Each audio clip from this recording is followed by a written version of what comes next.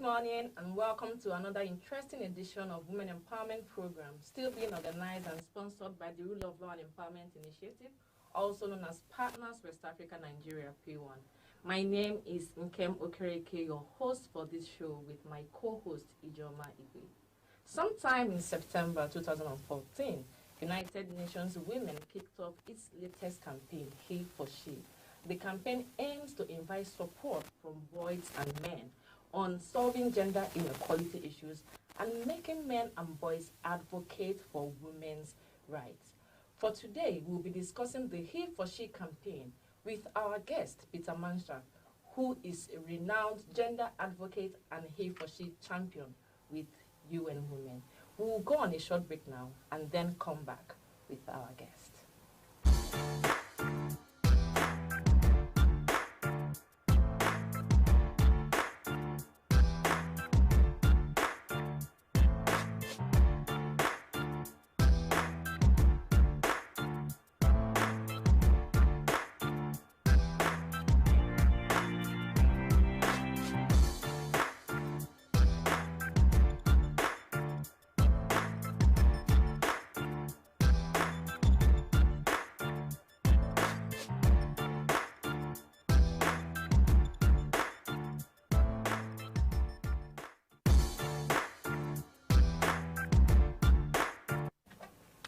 Welcome back.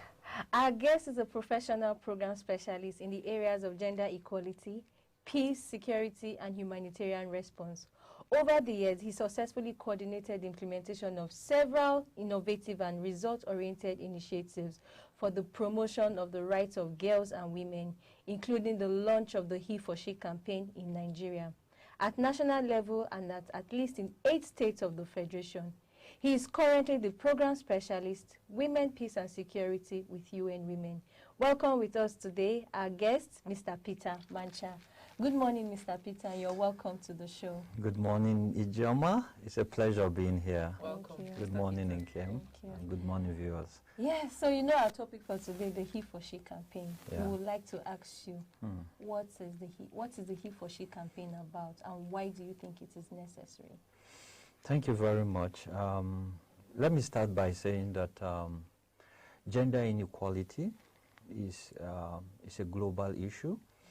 And when I talk about gender equality, I talk about, the situation, social, economic, and political opportunities denied to a particular gender, which is the female gender.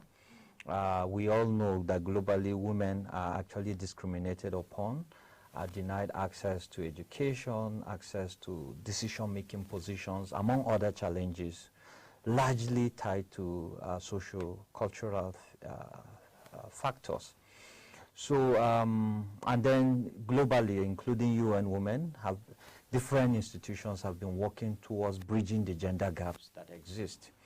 And it came to the knowledge of actors that, look, this gender equality, we can actually bridge the gap when we engage men. Not just men, but boys, because boys will eventually become men. Yeah. You know, there's a common phrase, catch them young. So UN Women in like you rightly mentioned in the introduction, on the 20th of September 2014, the campaign was launched by the then UN Secretary General, Ban Ki-moon, and UN Women Global Goodwill Ambassador, Emma Watson. She's a very famous actress. They launched the campaign, and the whole idea is that they felt, look, once you engage men as Heforshe champions, these men can actually transform other men to become gender champions, to fight for the rights of women and girls. And the campaign is saying, look, gender inequality or gender issues are not women issues as most people think. It's a human rights issue, and it's an issue that affects both men and women. And therefore, we cannot leave only the women to fight for gender equality. We need to bring men, and that's the whole rationale behind it, bringing men on board. And they set up a very ambitious goal. The goal is that we need to have at least 1 billion men to be Heforshe champions. All over the world, yes. And I think it's ambitious but very realistic. As I speak today, we have over 3 million men that have committed to this campaign globally. And I'm happy to say that Nigeria is among the countries that have also keen to that agenda. So the whole, in summary, the Heforshe campaign is a look, bringing men and boys, creating a systemic platform where these individuals can begin to work for gender equality, to fight for the right of women and girls, and work collectively with women. And of course, we have men like that. So that was the whole rationale, to bridge the gender gap that exists, and to also change the narrative that gender inequality is a business for both men and women. We have to work together as partners. So that's the rationale. And the goal, I mean, the objective is to bridge the gender gap, because once you bridge the gender gap, then you have even development for the benefit of both men and women. Yeah, and importantly for also boys, because most time people think the Heforshe campaign is targeting only men. No, it's also boys, because we also recognize that once you groom a child to respect the right of a girl, to respect the right of women, to ensure that there is fairness to both gender, that child is likely to be a Heforshe champion like myself. I think I give the credit to my parents for laying a very solid foundation for me, and I think it's a good way to go. So you said in Nigeria, over 3 million men and boys. No, globally. Okay, Globally, over 3 million boys and men have committed to this Heforshe. Yeah. How do they show their commitment? When they say they are committed, or when you say they are committed, what do they do for us to say, okay, this person is committed to the Heforshe gender gap? Yeah, thank you for that interesting question. So the commitment, there are different approaches. So for the Heforshe campaign, it uses two approaches. One is online, social media. There is a website, www.heforshe.org, where you can log in wherever you are in the world, and there's a place where you can commit. And it's in 10 seconds you can commit as a man. So you just provide 3 basic information: your name, your country, and of course your email. Once you provide this information, you select your country and click the commitment. There is a statement that says, look, I join millions of men to fight and support the rights of girls and women at all times. So it's like a pledge or a commitment you make. Once you click, the number for your country will increase. And interestingly, the countries that are leading, the top 5, Nigeria is not there. If you check today, Nigeria unfortunately just have about over 5,500 men that have committed to the campaign. There are countries that are doing very well. India is number 1, followed by Rwanda. Rwanda in Africa is also doing very well. I mean, over 200 million have committed. 200,000 individuals or citizens of Rwanda have committed. And how they do the rating is they look at the overall population and compare with the number. Nigeria has about 200 million. I mean, 5,000 is such an insignificant number. So one of the things we are trying to do is to ensure that because the reason is because we have quite a number of men that have committed, but they have not gone online to sign up, you know. So you can't use that to generalize that, okay, we only have 5,000 men. No. So like I said, there are 2 approaches. One is online. The other one is practical, physical, you know, where you engage men. For instance, UN Women have, through our program, engaged a lot of men. Initially launched in 2017. He launched the campaign with support from UN Women and the Federal Ministry of Women Affairs. Now, since that 2017, about 8 states now have key into that, you know, including Adama, Plateau, Gombe, currently Bauchi, Benue, even Borno, Yobe, Lagos, and very soon, I think in some few weeks to go, Cross River will also launch. And this launching are done by state governors. They mobilize men, traditional rulers, religious leaders, you know, gender advocates. And of course, they begin to come up with strategies on how they can mobilize other men, sensitize them to work as a network promoting gender equality, and we are seeing significant impact from these interventions. So these are the different approaches. Either you go online and make commitment, or you engage people practically, and I think that one is more impactful because it's not just signing that I commit. What action do you take after signing? Yes, we encourage people to go online and commit, but you know, it goes beyond that. It has to be practical. And interestingly, one of the things UN Women look out for as a Heforshe champion is what you do in public and in private. So a lot of people will come out in public and say, I'm a Heforshe champion, I support gender equality. They go home and they beat their wives.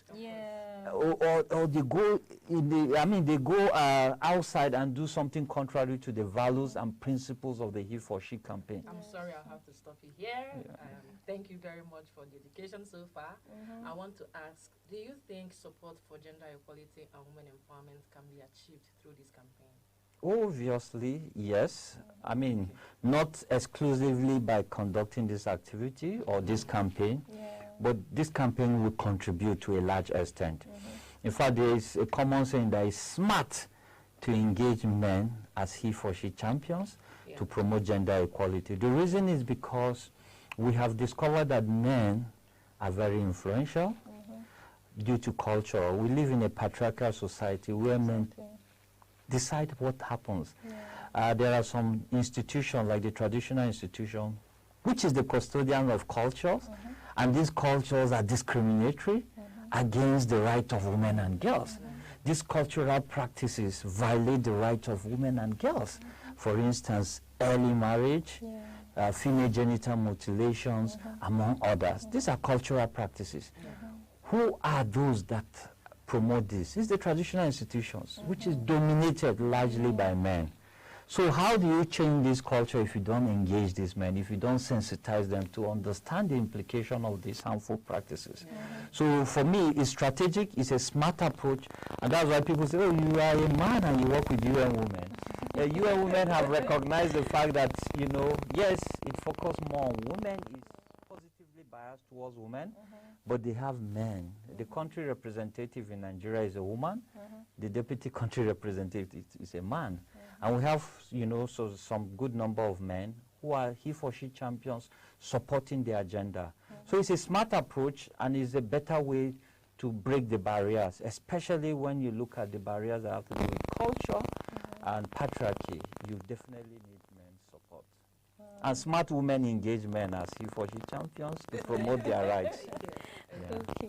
So ask you the next question. What can you say have been the impacts of the campaign so far? Have there been enough impacts that you can lay your hands on to say yes? Yes, a lot.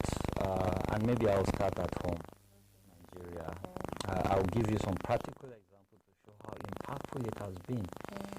When we launched the campaign in Plateau State, Adamawa and Gombe, in 2017 and 2018, there was no woman in the traditional council. It was exclusively reserved for men. They take decisions on issues of peace and security, among others. They don't bring women on board. But through the Heforshe campaign, we engaged them and we converted some of these traditional rulers that were against women together with them. At the end of the program, from a baseline of 0 in 2014 when we started, to 2018, from 0, we had 107 women in Plateau who were brought into the traditional councils as members and advisors. The same thing in Adamawa State. From a baseline of 0, we had over 400 women that are still now in the traditional council. In Adamawa State, when we started, there were 40 women. The mayor of Kaltungo had 40 women. He believed in this gender equality, and I guess it's because of exposure. He lived all his life in the US. He retired as a pilot, and when he got back, he got the first-class traditional title. And he felt it doesn't make logical sense to take decision without women. So he brought 40 women on board. Of course, he got resistance, according to him initially. When he goes for meetings with other traditional, they say, oh, women should not be allowed. He insisted, he stood on his ground, that if these women are not allowed to enter this meeting, I will not be part of this meeting. So they got used to it. But as we speak, from 40, the number of women in the traditional council in Gombe now is over 200. And what the mayor of Kantugo told us is that these women are able to take better decisions than men. When there are conflict between community A and B, he sent these women as mediators, and they come out with better outcomes. And he's saying if women have capacity, skills, and better, mediation skills, why should we not engage them? So that has actually transformed the mindset of people. We interviewed the women, and they said, look, even in their communities, they are respected more now, because if there is conflict, they are the ones that intervene, so men don't look down on them anymore. That's just practical examples. And in other states where we have launched the campaign, we have also seen these champions mentoring other men, going to schools, universities, sensitizing other men. So there is a whole network of men, motivating others, encouraging others to promote the rights of women. So yes, indeed, in Nigeria we have seen, just like is recorded in other countries, we are beginning to see some positive changes where women are using these men as allies to promote gender equality. And I'm a practical example.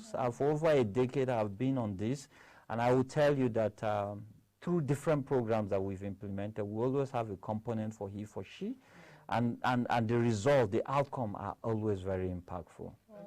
I'm sorry, before we go on your break, I'm going to ask you this question. When you said Nigeria, so you kept on mentioning Adamawa, Gombe, the north.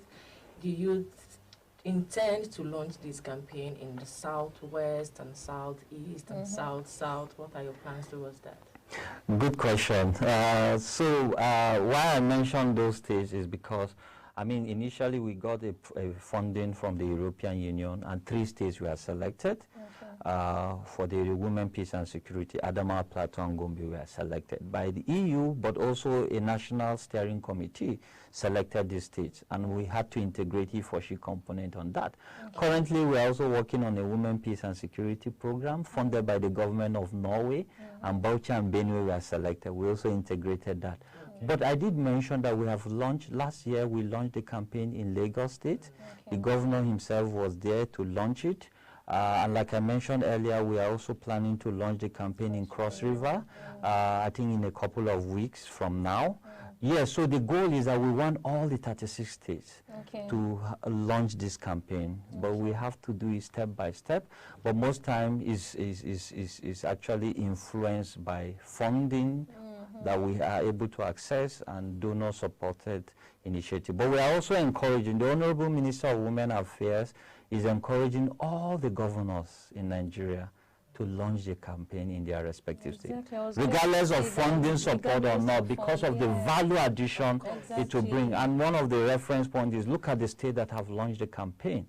Have there been any impact? If there is, then it makes logical sense to replicate such in their respective states. So there's a lot of sensitization and awareness campaign for people to see the benefit of this campaign, the benefit of engaging men. Because once there is gender equality, there is sustainable development for both men and women.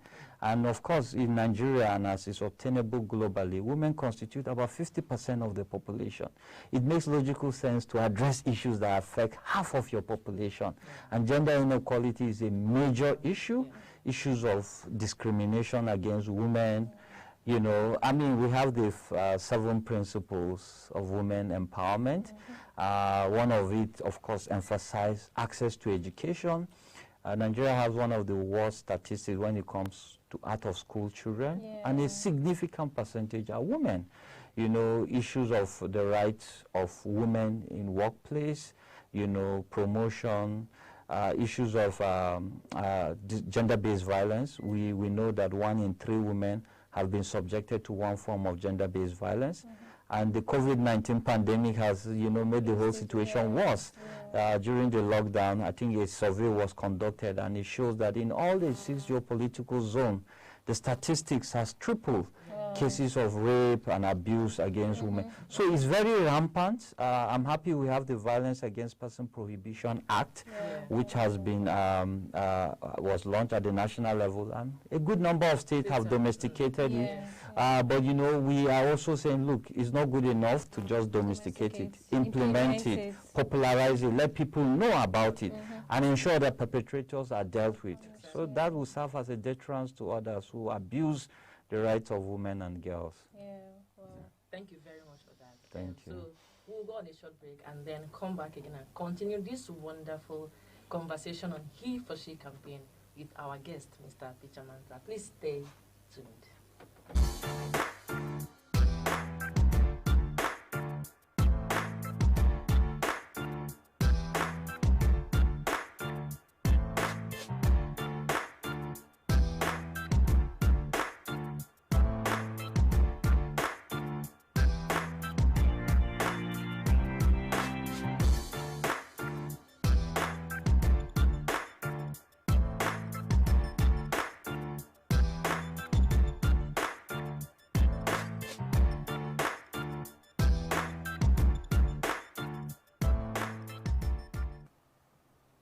Welcome back from our short break, and I hope you're also enjoying this interesting conversation we are having with our guest for today.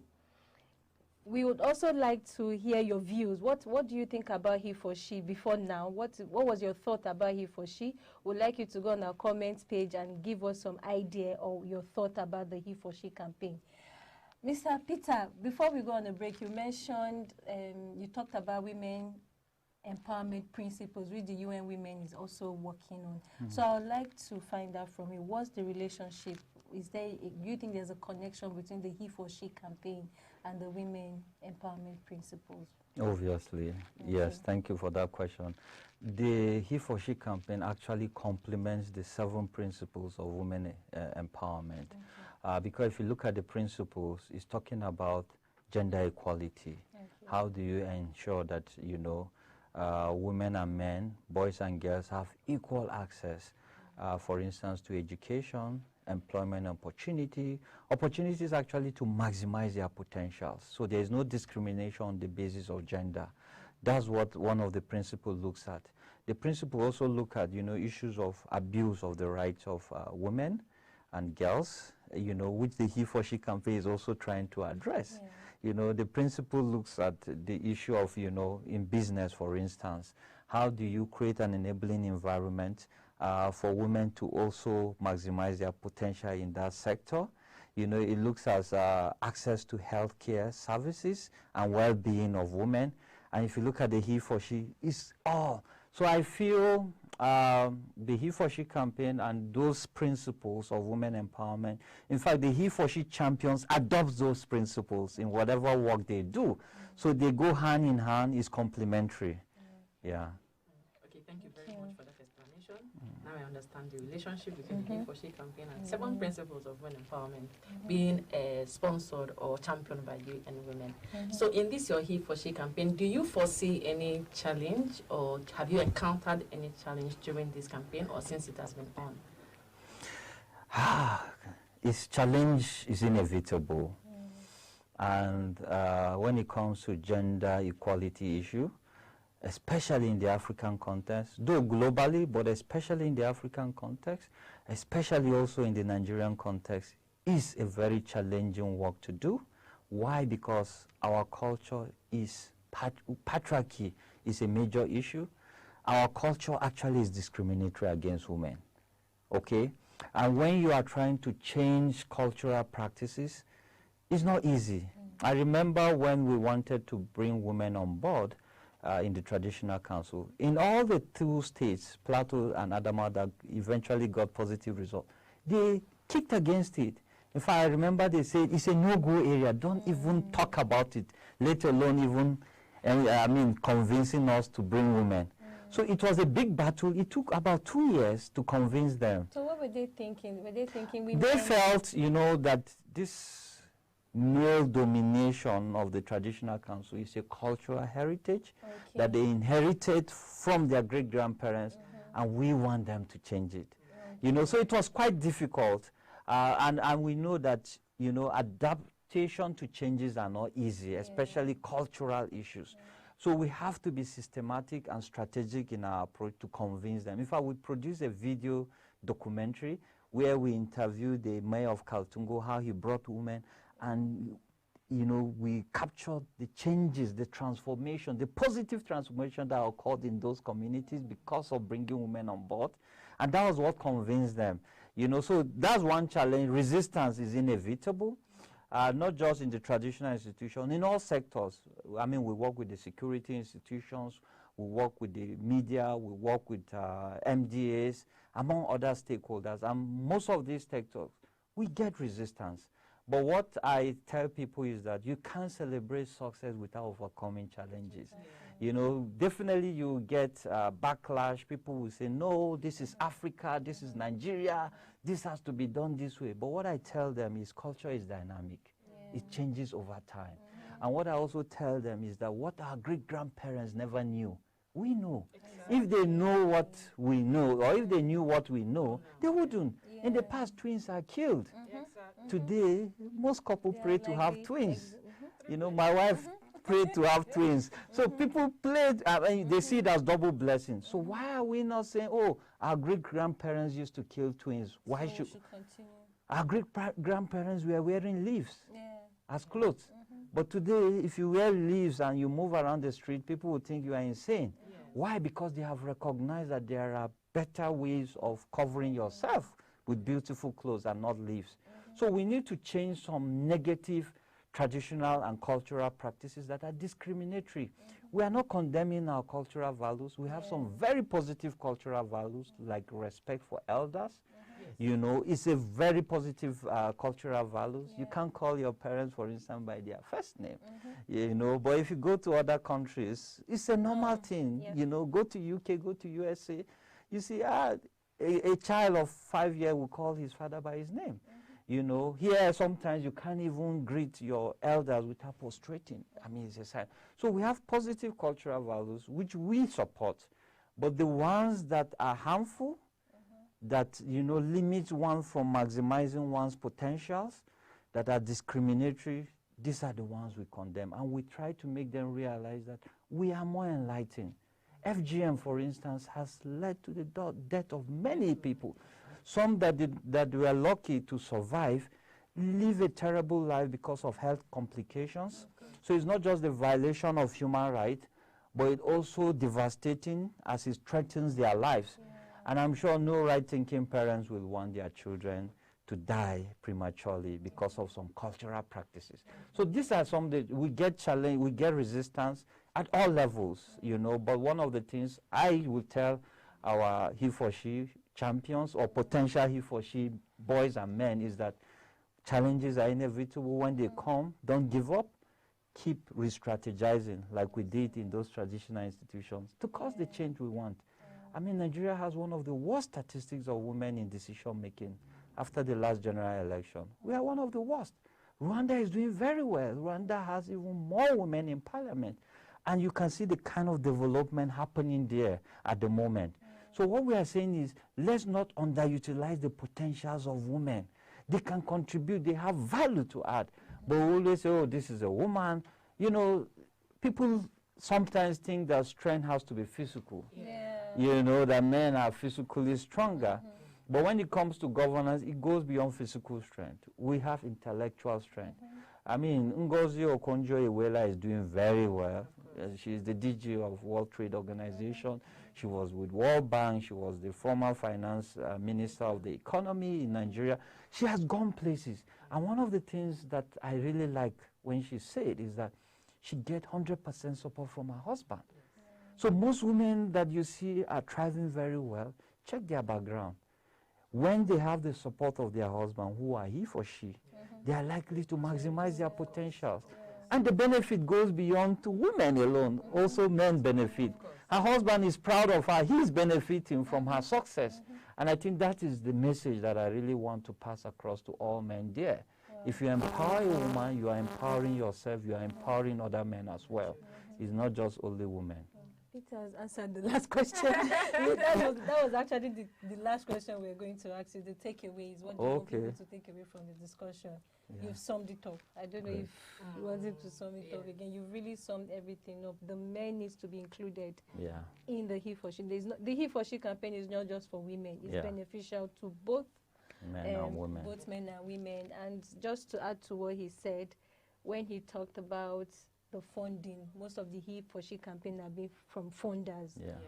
I think it's time for our government to sit up and understand that the campaign is not just, we shouldn't wait. Yes, we shouldn't wait for funders to come. Yeah. It's something beneficial to the country. So why do we have to wait for funders? So we need the governors to take ownership, make sure that the Heforshe campaign, it becomes something, it becomes a normal thing, you know, for everyone. Yes, for everyone. Yeah.